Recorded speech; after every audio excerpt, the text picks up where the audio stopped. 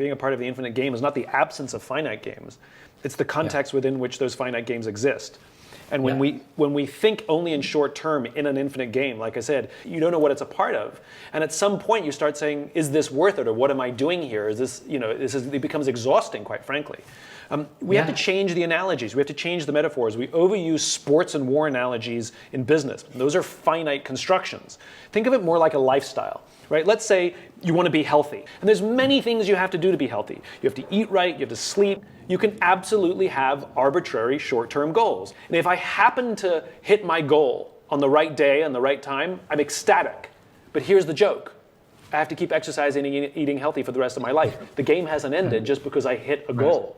What's more interesting is what happens if you miss your goal, right? Do you know what happens if you miss your goal?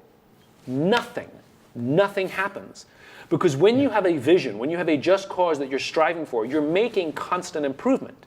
And if you go back to our metaphor, I'm way healthier now than I was when I started, even if I missed my goal. So the two are not mutually exclusive. You can absolutely have arbitrary goals. It's very exciting. It drives people. Metrics are good. But to what end? Like, what is this all actually building towards? And that's the vision and the just cause. The primary responsibility of a leader is to build new leaders, and one of the ways we do that is we teach leadership.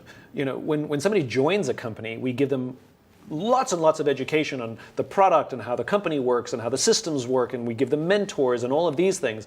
But if we promote someone to a position of leadership, we usually give them little to nothing. And yet leadership is a skill like any other.